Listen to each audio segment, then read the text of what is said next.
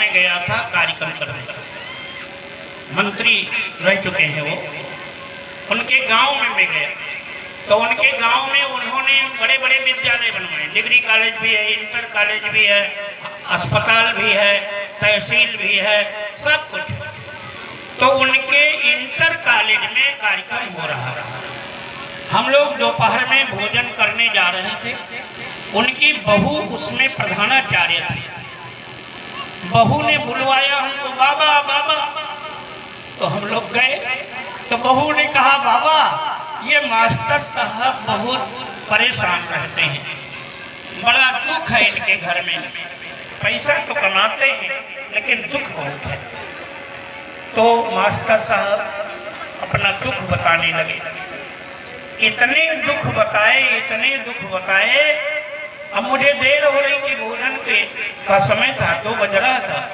तो मैंने अब सुनते वो रोने लगे बेचारे और कहा कि बाबा जी आप कोई उपाय बताओ।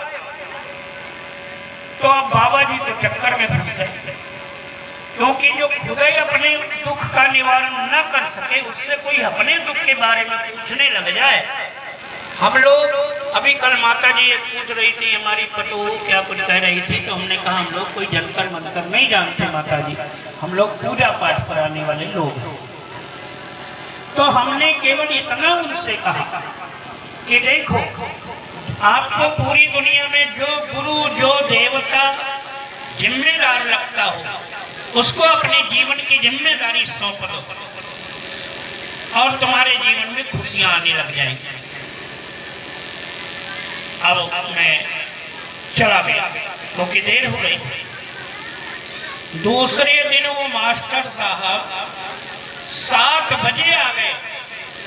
7 बजे आए और कहा, बाबा यज्ञ कई बजे शुरू होगा? तो हमने कहा अभी शुरू होगा, बैठ जाओ। क्या बात है? कहा, बाबा ये जो फोटो लगा है, इस फोटो को मैंने शाम को अपने पूरे जीवन की जिम्मेदारी सौंप दिया और दवा खाने के बाद नींद आती थी।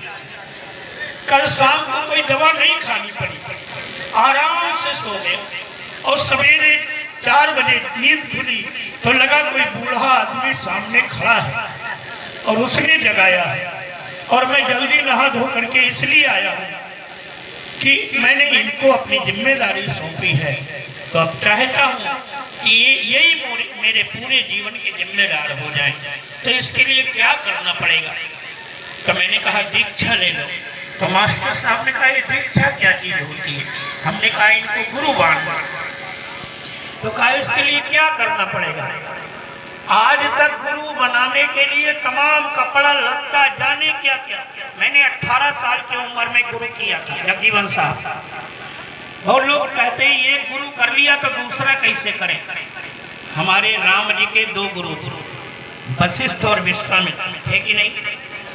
कृष्ण भगवान के 2 गुरु थे, संदीपन और गर्ग मुनि, थे कि नहीं? हमारे गुरु जी के 2 गुरु, पंडित मदन मोहन मालवीय और दादा गुरुदेव, थे कि नहीं? हमारे भी 2 गुरु। पहले मैंने जगजीवन साहब को अपना गुरु माना, धागा आज भी बंधा है, मंत्र आज भी पढ़ता हूँ। उनका अपमान नहीं हो गया। कक्षा 1 में तुम पढ़ रहे हो, अब तुमको वकील बनना है, डॉक्टर बनना है, प्रोफेसर बनना है, इंजीनियर बनना है, तो बोलो अध्यापक बदलना पड़ेगा कि नहीं? अब तुम कौन नहीं, तो कक्षा 1 वाले का अपमान हो जाए, भाड़ में जाए। कैसे अपमान हो जाएगा?